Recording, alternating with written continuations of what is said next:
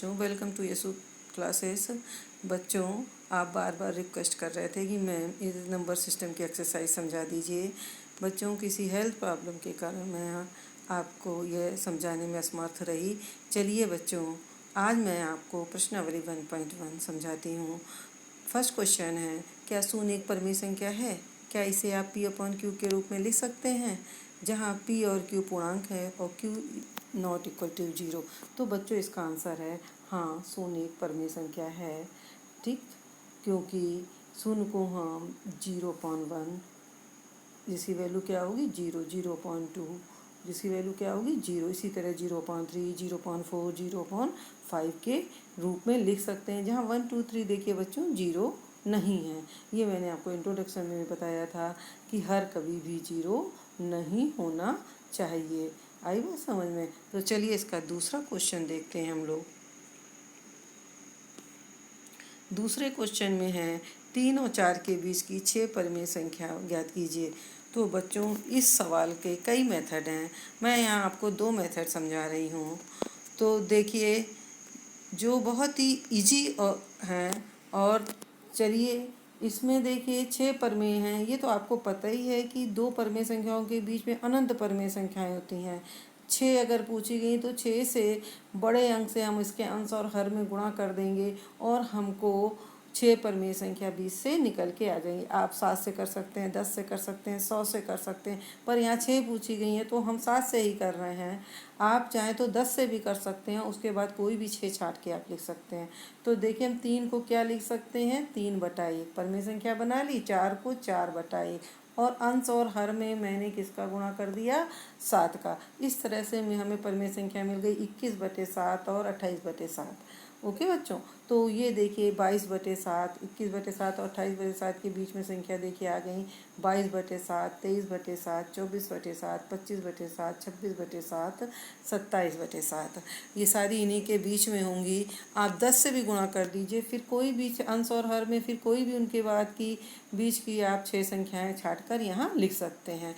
Next question है 3/5 और 4/5 के बीच की 5 परिमेय संख्या बताइए। बच्चों, यहाँ हर बराबर है, हर बराबर है। अगर हर बराबर नहीं होगा तो उसको हम लोग पहले बराबर करेंगे। ठीक है, वो तो आपको बराबर करना आता ही है। भिन्ने में कैसे हर बराबर किया जाता है, हम उसको बराबर करेंगे, फिर हम उनके बीच की 5 परिमेय संख्या निकालेंगे। पर यहाँ ऐसा हमें करने की ज़रूरत नहीं है, क्योंकि यहाँ हर बराबर है। तो देखिए बच्चों, 3/5 और 4/5 की परिमेय संख्या में 5 के ही मैंने 6 का गुणा किया। मैं आपसे फिर बता रही हूँ, आप 10 का भी कर सकते हैं, 8 का भी कर सकते हैं, आगे कोई भी और फिर भी कोई भी लिख सकते हैं, पर कम से कम 6 का तो गुणा करना ही करना है। तो 3/6, 3x6/5x6, और यहाँ मैंने 4x6/5x6 किया। तो देखिए क्या आ गया मेरा 18/30 और 24/30। अब इनके बीच की उसी तरीके से जस्ट लाइक जैसे पहले लिखी थी 19/30, 20/30, 21/30, 22/30, 23/30। ओके बच्चों, तो चलिए नेक्स्ट क्वेश्चन है हमारा कि नीचे दिए गए सत्य और असत्य कारण के साथ उत्तर दीजिए। तो बच्चों, यहाँ कहा गया है प्रत्येक प्राकृत संख्या एक पूर्ण संख्या होती है। तो देखिए, मैंने यहाँ पर ये सत्य लिखा है, पर मैंने यहाँ पे आपको रीजन भी दिया है।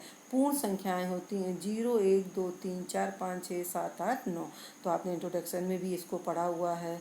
और प्राकृतिक संख्याएं होती हैं 1, 2, 3, यानी कि इस 0 को हटा दो तो सारी की सारी प्राकृतिक संख्याएं हैं। इसका मतलब है कि प्रत्येक प्राकृतिक संख्याएं पूर्ण संख्या होती है, इसलिए ये सत्य है। अगला क्वेश्चन है प्रत्येक पूर्णांक एक पूर्ण संख्या होता है। बच्चों, नंबर लाइन पर हमने आपको बताया था सारे पूर्णांक होते हैं। आई बात समझ में? बीच में 0 होता है, इधर +1, +2 और इसी तरह से +3। यहाँ पर -1, -2 और इसी तरह अनंत तक हमको डिजिट्स मिलती जाती हैं। तो प्लस और माइनस दोनों होते हैं पूर्णांक। लेकिन पूर्ण संख्या तो देखिए बच्चों 0, 1, 2, 3, 0 और प्लस सब धनात्मक है ना? तो इसका मतलब क्या हुआ? और पूर्णांक माइनस में भी है, तो इसका मतलब क्या हुआ कि प्रत्येक पूर्णांक एक पूर्ण संख्या नहीं होते हैं। ओके बच्चों, चलिए नेक्स्ट क्वेश्चन है प्रत्येक परिमेय संख्या पूर्ण संख्या होती है। तो ये भी असत्य है। बच्चों देखिए, प्रत्येक परिमेय संख्या पूर्ण संख्या नहीं हो सकती। 5/1 तो पूर्ण है, हो जाएगा, पर 3/7 हो पाएगा नहीं ना। पूर्ण संख्या मतलब पूर्ण अंक, यानी बटे में कुछ नहीं होना चाहिए। 3/4 क्या पूर्ण हो जाएगा? नहीं। तो 5/1 तो 5 हो गया, लेकिन 3/7, 3/4 ऐसी परिमेय संख्याओं को हम पूर्ण संख्याओं के रूप में नहीं ले सकते। इसलिए प्रत्येक परिमेय संख्या पूर्ण संख्या नहीं होती। तो बच्चों, आप को मैंने ये एक्सरसाइज 1.1 समझा दी है। और बच्चों, आपका मुझे ढेर सारा प्यार चाहिए। तो जिन लोगों ने मेरे चैनल को सब्सक्राइब नहीं किया है वो सब्सक्राइब करें, और जो सब्सक्राइब कर चुके हैं वो इसको लाइक और शेयर ज़रूर कीजिए। ओके बच्चों, थैंक यू।